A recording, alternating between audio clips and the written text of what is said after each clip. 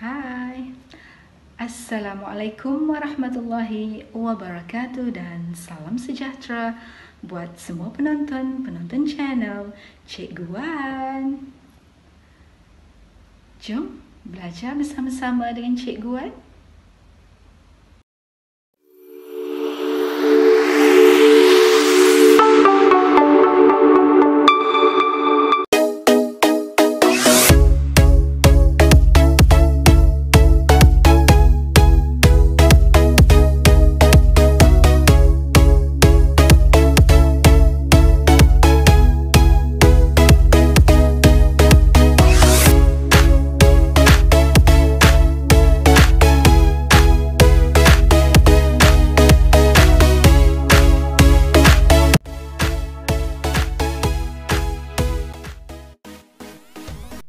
Alhamdulillah, kita dapat bersua kembali menerusi channel Cikgu Wan.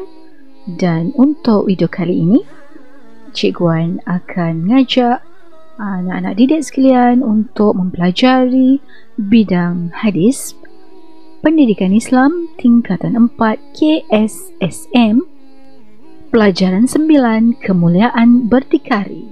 Bagaimanakah berdikari menjadikan seseorang itu mulia? Baiklah, kita akan baca dan fahami hadis Rasulullah sallallahu alaihi wasallam berkaitan dengan berdikari. An Abi Hurairah radhiyallahu anhu qala Rasulullah sallallahu alaihi wasallam la an yahtatiba ahadukum huzmatan ala zahrihi khairul lahu min an yas'ala ahadan fayu'tiyahu aw yamna'ahu. Rawahul Bukhari. Kita akan fahami maksud hadis ini satu persatu. La an yahtatiba ahadukum huzmatan ala zahrih, artinya jika seseorang daripada kamu mengumpul kayu api dan menanggungnya di atas belakangnya, yakni untuk dijual, khairul lahu min an yas'ala ahada, pasti lebih baik daripada dia meminta-minta kepada seseorang. Wa yu'tiyahu aw yamna'ahu, lalu orang itu memberi kepadanya atau menolaknya. Apa yang ingin disampaikan melalui hadis ini ialah tentang seorang yang mana dia bekerja mengumpul kayu api dan dia memikulnya untuk dijual. Orang inilah Rasulullah sallallahu alaihi wasallam berkata ia lebih baik daripada seseorang yang meminta-minta kepada seseorang. Maksudnya dia ni baik, dia macam tu. Dia kerja dan dia usaha, seterusnya dia jual kan. Dia usaha kumpul kayu api, dia pikul, bawa untuk dijual. Itu adalah orang yang lebih baik. Cara tu lebih baik daripada dia ni tidak berusaha, dia meminta-minta kepada orang lain. Sedangkan orang tersebut sama ada dia akan memberi ataupun tidak memberi kepadanya. Seterusnya kita lihat apakah pekerjaan para nabi dan rasul untuk menyara kehidupan. Nabi Adam alaihissalam seorang petani. Nabi Idris alaihissalam pula seorang tukang jahit. Manakala Nabi Musa pula adalah seorang penternak kambing. Nabi Daud alaihissalam seorang tukang besi. Nabi Zakaria alaihissalam tukang kayu. Dan Nabi Muhammad sallallahu alaihi wasallam seorang pengembala kambing dan juga seorang peniaga. Contoh pekerjaan Nabi dan Rasul adalah contoh di mana mereka juga berdikari untuk menyara keluarga ataupun untuk menyara kehidupan mereka. Apakah maksud berdikari? Iaitu berusaha sendiri dan tidak bergantung kepada bantuan orang lain. Kita selusuri konsep berdikari. Yang pertama, menggunakan potensi diri yang dikurniakan oleh Allah Subhanahu Wa Taala seperti kekuatan tubuh badan dan kecerdikan akal untuk perkara yang bermanfaat. Setiap dari kita ni ada potensi, ada bakat, ada sesuatu kebolehan yang mana kebolehan itu adalah kurniaan Allah Subhanahu Wa Taala. Dan kita gunakanlah ia untuk memberi manfaat kepada semua. Yang kedua, membebaskan diri dari bergantung pada pihak lain demi memelihara maruah dan kemuliaan diri. Selagi kita ni mampu berusaha, maka janganlah kita ni bergantung, berharap pada orang lain. Kadang-kadang nak dapat RM50 pun berebut. Padahal kita pun sebenarnya bila buat kerja, bila kita berusaha, kita dapat lebih daripada tu. Contoh. Yang ketiga, meyakini kemampuan diri untuk melaksanakan sesuatu tugas. Jadi seseorang yang berdikari, dia yakin dia boleh buat walaupun masa yang diberi itu adalah singkat. So tak ada halangan.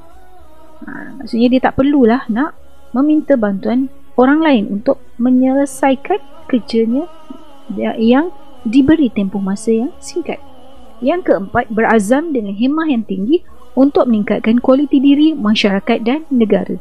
Seseorang yang berdikari, dia akan mempunyai azam yang tinggi, di mana dia akan sentiasa memperbaiki dirinya. Dia akan meningkatkan kualiti diri, masyarakat dan juga negara. Yang kelima, berusaha dengan bersungguh-sungguh untuk menyara kehidupan.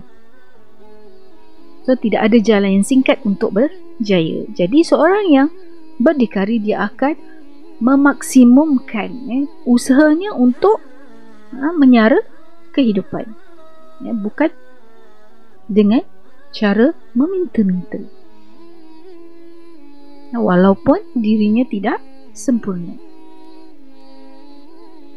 Kita akan sama-sama lihat contoh mereka yang kurang upaya yang telah pun berjaya dalam apa yang mereka inginkan. Semua itu adalah hasil usaha dan kesungguhan mereka yang tinggi, yang kuat. Baik, ini contoh orang yang kurang upaya yang telah berjaya, iaitu almarhum Senator Profesor Datuk Dr. Ismail Muhammad Saleh. Beliau adalah seorang tokoh yang cukup hebat dalam menyumbang khidmat baktinya kepada negara walaupun tanpa penglihatan.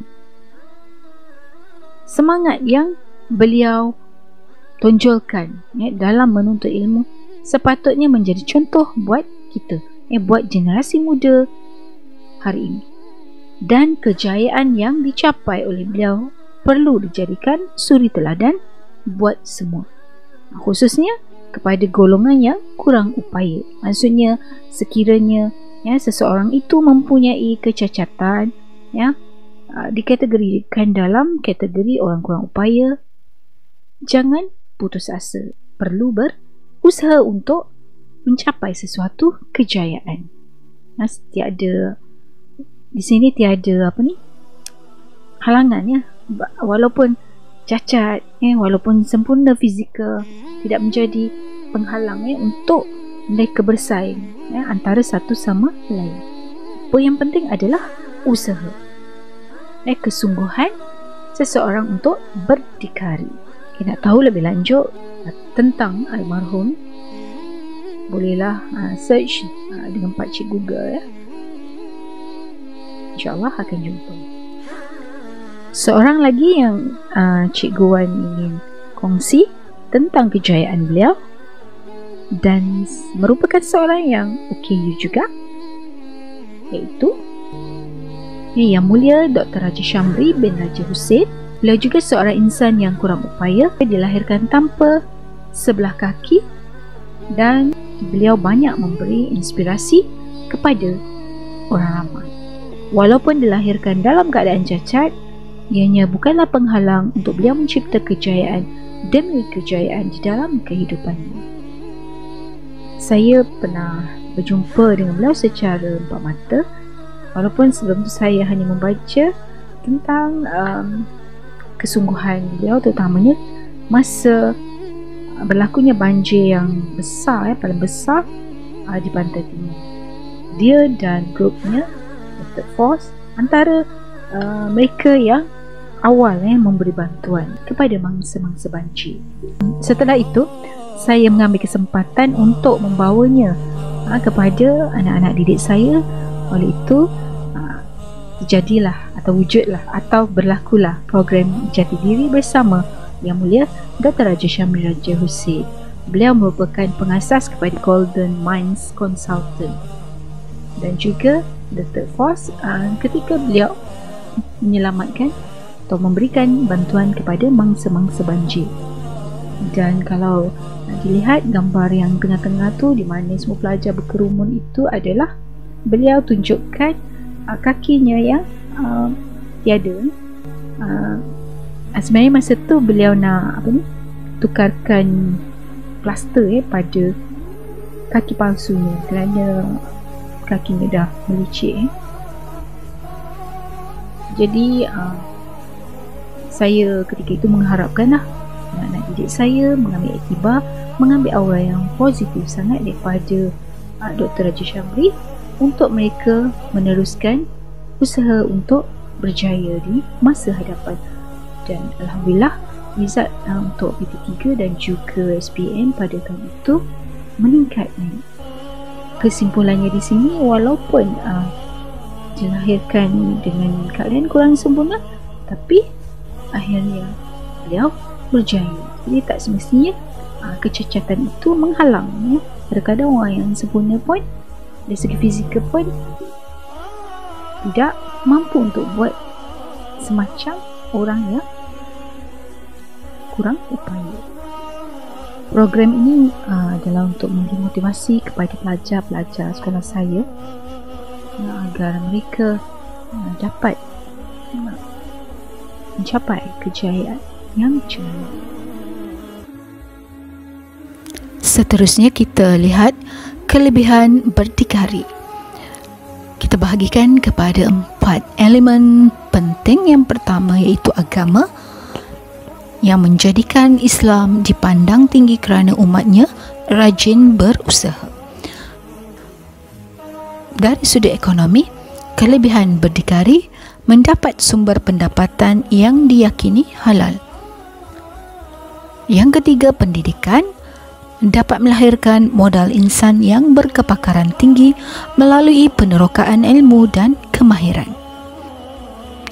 Dari sudut kemasyarakatan, dapat memperkasakan daya saing masyarakat untuk mempertingkatkan taraf kehidupan.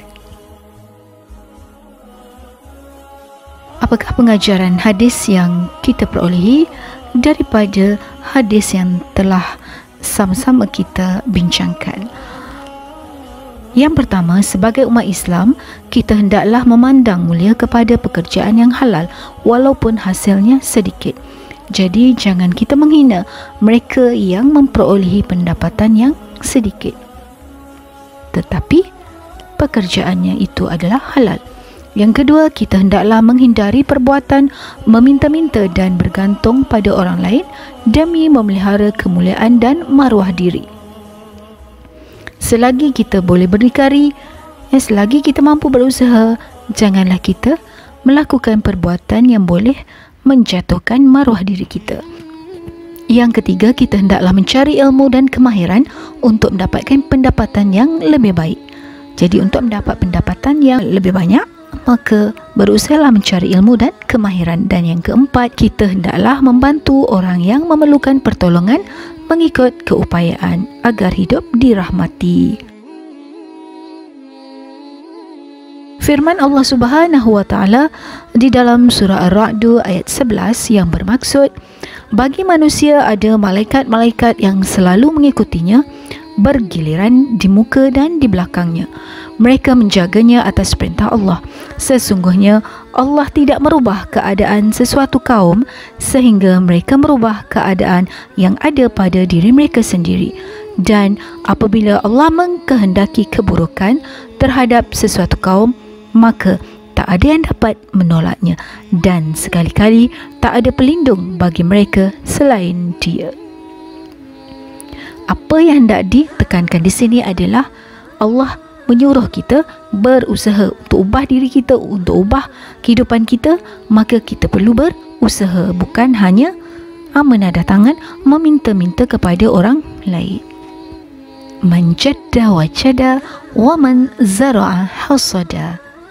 Maksudnya, sesiapa yang berusaha, dia akan mendapat, dan sesiapa yang menanam, dia akan mendapat hasilnya. Dia akan menuainya. Semoga segala apa yang telah disampaikan oleh Cikgu Wan melalui video kali ini memberi manfaat buat semua anak-anak didik yang dikasihi, seterusnya penonton-penonton channel Cikgu Wan. InsyaAllah kita bertemu lagi di video yang akan datang. Teruskan menyokong channel Cikgu Wan. Jangan lupa like, comment, share dan subscribe sebagai tanda sokongan kepada channel Cikgu Wan. Terima kasih kerana menonton. InsyaAllah jumpa lagi di video akan datang ya.